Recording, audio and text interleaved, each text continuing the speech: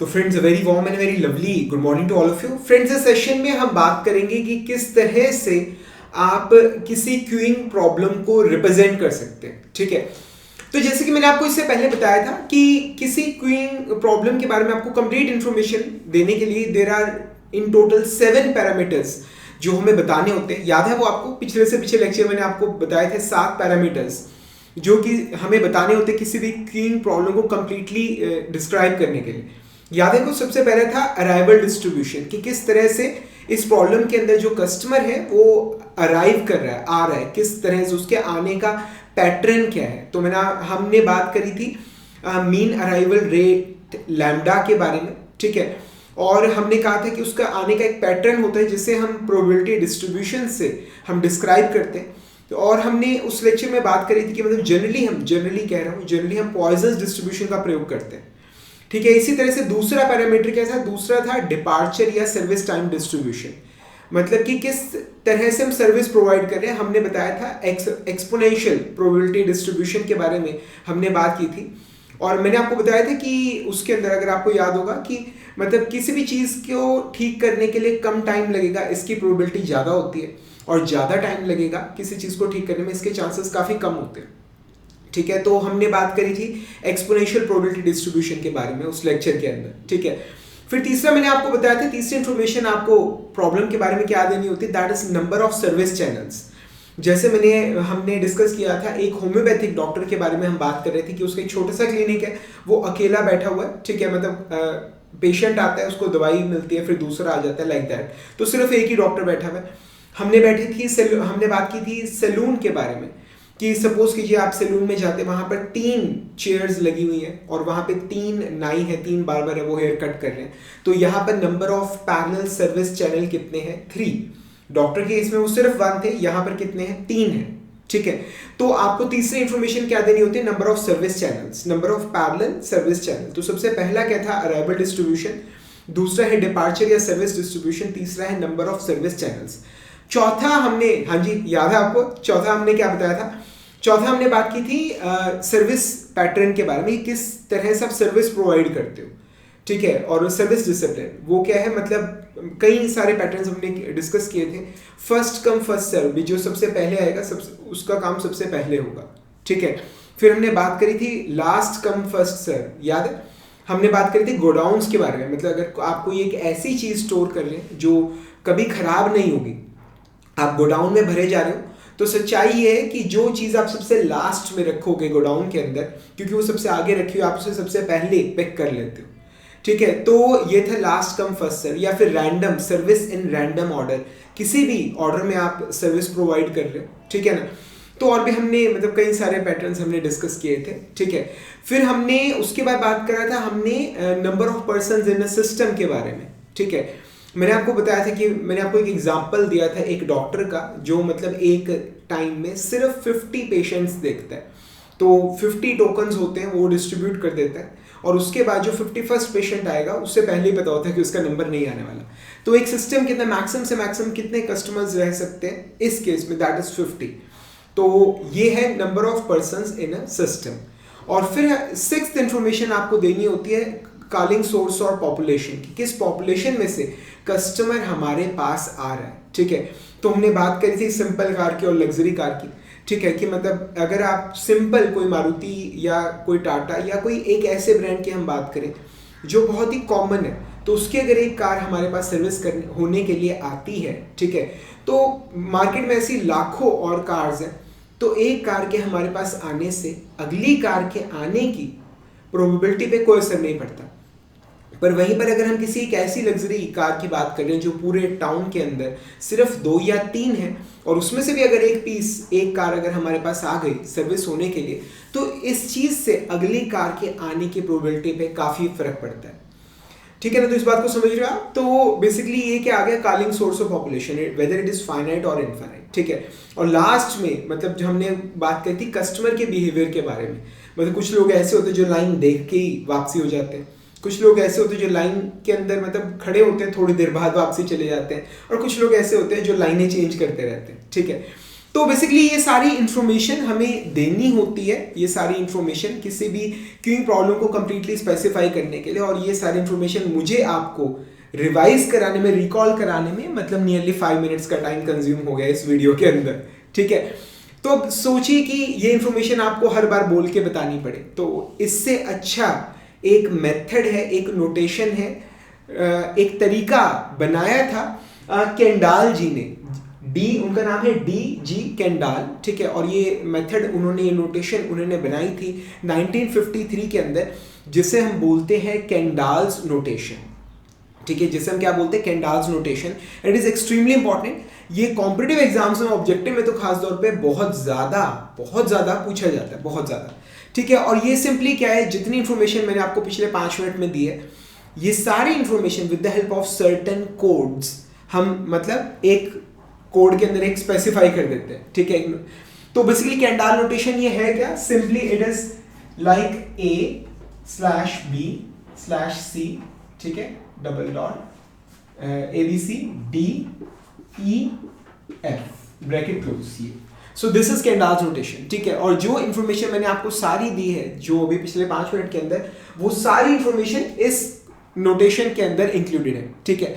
आइए देखते हैं यहाँ पर ये ABCDEF क्या रिप्रेजेंट करते हैं। इसमें A याद करना भी आसान है, A रिप्रेजेंट करता है अराइवल डिस्ट्रीब्यूशन को, अराइवल कि किस तरह से कस्टमर हमारे पास आ रहा है, ठीक है, या इंटर अराइवल टाइम वो किस तरह से वेरी कर रहा है, ठीक है। तो A ये क्या बताता है, A बताता है हमें अराइवल डिस्ट्रीब्यूशन, समझ आ गया, ठीक है। अराइवल डिस्ट्रीब्यूशन मतलब जैसे इसके लिए हम कोड्स इस्तेमाल करते हैं, कोड्स जैसे M मार्कोवियन डिस्ट्रीब्यूशन, ठीक है, E के, ठीक है, अर्लांगियन डिस्ट्रीब्यूशन या गामा डिस्ट्रीब्यूशन, ठीक है, समझ आ रहा है आपको। तो ये A बेसिकली A जो है ये किसका, ये क्या बताता है, ये बताता है अराइवल डिस्ट्रीब्यूशन, समझ आ रहा है आपको, ठीक है। उसके बाद आता है B बताता है डिपार्चर डिस्ट्रीब्यूशन की किस तरह से जो कस्टमर है वो सिस्टम से बाहर जा रहा है, या सर्विस टाइम किस तरह से वेरी कर रहा है, ठीक है। जैसे मैंने आपको बताया था अराइवल डिस्ट्रीब्यूशन जो है मार्कोवियन डिस्ट्रीब्यूशन का हम जनरली प्रयोग करते हैं। ये मार्कोवियन डिस्ट्रीब्यूशन अराइवल के लिए मार्कोवियन जी ने, मार्कोवियन एक पर्सन का नाम है, उन्होंने मतलब एक मॉडल दिया था जिसमें उन्होंने अराइवल के लिए पॉइजन्स प्रोबेबिलिटी डिस्ट्रीब्यूशन का प्रयोग किया, ठीक है, और डिपार्चर के लिए उन्होंने एक्सपोनेंशियल प्रोबेबिलिटी डिस्ट्रीब्यूशन का प्रयोग किया, ठीक है। तो M ये जो M कोड है, M कोड जो है ये अराइवल में भी इस्तेमाल होता है, डिपार्चर में भी इस्तेमाल होता है। जो आप इसे अराइवल में इस्तेमाल कर रहे हैं यानी कि हम पॉइजन्स डिस्ट्रीब्यूशन का प्रयोग कर रहे हैं, और जो आप इसे डिपार्चर में इस्तेमाल कर रहे हैं यानी कि हम एक्सपोनेंशियल प्रोबेबिलिटी डिस्ट्रीब्यूशन का हम प्रयोग कर रहे हैं, ठीक है। एक्चुअली एक बहुत बड़ा रीजन इन दोनों का यूज करने का ये है कि अगर आप अराइवल के अंदर पॉइजन्स इस्तेमाल करें और डिपार्चर के अंदर यानी सर्विस टाइम के अंदर अगर आप एक्सपोनेंशियल प्रोबेबिलिटी डिस्ट्रीब्यूशन का प्रयोग करें तो जो मैथमेटिकल एनालिसिस है वो काफ़ी ज़्यादा आसान हो जाता है, ठीक है। तो ऐसे ही हमारे पास जो A बेसिकली जो सबसे पहला जो टर्म है वो अराइवल डिस्ट्रीब्यूशन को बताएगा, B जो सेकेंड टर्म है वो डिपार्चर या सर्विस टाइम डिस्ट्रीब्यूशन को बताएगा, ठीक है। अब C स्टैंड्स फॉर चैनल, ये बताएगा कि सिस्टम में number of parallel service channels कितने हैं, ठीक है। ये बेसिकली किसको बताता है, नंबर ऑफ चैनल्स को, ठीक है, नंबर ऑफ चैनल्स को। ये चीज आपको समझ आ रही है, नंबर ऑफ सर्विस चैनल्स को। जैसे मैंने डॉक्टर वाला जो केस बताया उसके अंदर C की वैल्यू होगी 1, या जो हम बार्बर की बात कर रहे थे, ठीक है, उसकी वैल्यू उसके अंदर वैल्यू थी 3, ठीक है। या कोई बहुत बड़ा मेट्रो स्टेशन है जहां पर, या बस स्टैंड है जहां पर 6 टिकट काउंटर्स है, 6 टिकट काउंटर्स है जहां से आप टिकट्स खरीद सकते हो, तो यहां पर इसकी वैल्यू आ जाएगी, C की वैल्यू आ जाएगी 6, समझ आ रहा है आपको, ठीक है। उसके बाद आ गया D बताता है सर्विस डिसिप्लिन, सर्विस डिसिप्लिन, ठीक है। ये मैंने आपको बताया था जैसे फर्स्ट कम फर्स्ट सर्व, ठीक है, लास्ट कम फर्स्ट सर्व, या सर्विस इन रैंडम ऑर्डर, ठीक है, या GD जनरल सर्विस डिसिप्लिन, समझ आ रहा है आपको, ठीक है। तो ये D क्या रिप्रेजेंट करता है, D रिप्रेजेंट करता है सर्विस डिसिप्लिन, डिसिप्लिन, ठीक है, डिसिप्लिन। D से क्या आ रहा है, D से आ रहा है डिसिप्लिन, सर्विस डिसिप्लिन की सर्विस हम किस तरह से प्रोवाइड कर रहे हैं, यहां तक आपको समझ आ रहा है, ठीक है। E stands for number of persons in system, ठीक है, नंबर ऑफ पर्सन नहीं, number of customers in system, कि हमारा जो पूरा सिस्टम है, सिस्टम समझ रहे हो ना, सिस्टम क्या होता है? हाँ जी, सिस्टम क्या होता है? सिस्टम होता है waiting line plus service centre. System के अंदर वेटिंग लाइन और सर्विस सेंटर दोनों इंक्लूडेड होते हैं, ठीक है। तो number of customers in system कितने अलाउड हैं? जैसे मैंने डॉक्टर वाली जो प्रॉब्लम बताई थी उसमें आंसर था 50, समझ आ रहा है? अब यहां पर बेसिकली क्या हो सकता है, either it can be finite को हम जनरली n से डिनोट करते हैं, n मतलब ये कोई नंबर है यहाँ पे, और इट कैन बी इनफाइनाइट मतलब कितने भी हो सकते हैं। जैसे गवर्नमेंट का जो बिजली का बिल हम भरते हैं, पानी का, टेलीफोन का हम बिल भरने जाते हैं, वहां पर कोई लिमिट नहीं होती, वहां पर लाइन कितनी लंबी लग सकती है कोई भी दिक्कत नहीं है, जितनी मर्जी लंबी लाइन लग सकती है, कोई प्रॉब्लम नहीं है। तो यहां पर E क्या है? It is the number of customers in the system, ठीक है। और उसके either it can be finite or it can be infinite. Similarly F क्या रिप्रेजेंट करता है? ये है कॉलिंग सोर्स और पॉपुलेशन, कि जो कस्टमर है वो कहां से आ रहा है, ठीक है। Again it can be finite or it can be infinite, ठीक है। मतलब अगर कोई ऐसा प्रोडक्ट है जो मतलब मार्केट में अबंडेंस में है और वो रिपेयर होने के लिए हमारे पास आ रहा है, तो मतलब द कस्टमर और कॉलिंग सोर्स और पॉपुलेशन इट इज इनफाइनाइट। और अगर कोई बहुत ही रेयरेस्ट ऑफ रेयर कोई चीज़ है जो मार्केट में किसी एक आधे के पास और वो हमारे पास रिपेयर होने के लिए आ रही है, तो वहां पर जो हमारा कस्टमर या कॉलिंग सोर्स और पॉपुलेशन है इट इज फाइनाइट। समझ आ रहा है? ठीक है। तो फ्रेंड्स ये जो नोटेशन है ये बहुत ज़्यादा इंपॉर्टेंट है, ये ऑब्जेक्टिव एग्जाम्स में बहुत ज़्यादा पूछी जाती है। ABCDEF, ठीक है, ABC ब्रैकेट्स के अंदर है, ठीक है। उसके बाद है DEF, ठीक है, ये भी ब्रैकेट्स के अंदर है, ठीक है। A, ये जो मैंने अभी पैरामीटर्स डिस्कस किए थे वो क्या है? मतलब A ये अराइवल बता रहा है कि अराइवल डिस्ट्रीब्यूशन क्या है। B डिपार्चर या सर्विस डिस्ट्रीब्यूशन क्या है। C से तो पता ही चल रहा है, C क्या है? नंबर ऑफ चैनल्स कितने हैं। D डिसिप्लिन, सर्विस किस तरह से हम प्रोवाइड कर रहे हैं। E हमारा मतलब नंबर ऑफ कस्टमर्स हमारे सिस्टम के अंदर कितने हैं। And F is the calling source और पॉपुलेशन, ठीक है। इसके A और B के कोड्स मतलब ये और काफी सारे हैं हमारे पास, जैसे M है मार्कोवियन डिस्ट्रीब्यूशन के लिए, E के ये मैं A और B के कोड्स अभी आपको बता रहा हूँ। M है मार्कोवियन डिस्ट्रीब्यूशन, ठीक है। मार्कोवियन एक पर्सन है, अभी बताया मैंने, जिन्होंने एनालाइज किया है क्यूइंग थ्योरी को, और उन्होंने अराइवल के लिए पॉइजन और डिपार्चर के लिए एक्सपोनेंशियल प्रोबेबिलिटी डिस्ट्रीब्यूशन का प्रयोग किया, ठीक है। तो जब भी M लिखा है, ठीक है, ऑब्जेक्टिव के लिए बता रहा हूँ, जब भी M लिखा है यहाँ पर अराइवल में या डिपार्चर में, अराइवल में अगर M लिखा है यानी कि पॉइजन डिस्ट्रीब्यूशन की हम बात करें, और अगर डिपार्चर में लिखा हुआ है यानी कि हम एक्सपोनेंशियल डिस्ट्रीब्यूशन की हम बात कर रहे हैं, ठीक है, एक्सपोनेंशियल प्रोबेबिलिटी डिस्ट्रीब्यूशन की हम बात कर रहे हैं। उसके बाद आ गया E के, ये क्या है? गामा या फिर अर्लैंगियन डिस्ट्रीब्यूशन हम इसे बोलते हैं। ऐसे बहुत सारे हैं, जैसे GI ये है general independent arrival distribution, G stands for general departure distribution, D है डिटर्मिनिस्टिक इंटर अराइवल या सर्विस टाइम। D मतलब डिटर्मिनिस्टिक मतलब आपको पहले से वैल्यू डिटरमाइंड है कि वैल्यूज क्या है। समझ आ रहे हैं यहाँ तक? ठीक है। उसके बाद D के कोड भी मैंने आपको बता रखे हैं, first come first serve, FCFS last come first serve, LCFS SIRO यानी सर्विस इन रैंडम ऑर्डर, ठीक है, GD जनरल सर्विस डिसिप्लिन। समझ आ रहा है? ठीक है। और E और F की वैल्यू ये क्या हो सकती है? Either it can B n, इसका मतलब होता है finite, or it can B infinity, इसका मतलब होता है इनफाइनाइट। समझ आ रहे हैं यहाँ तक? ठीक है।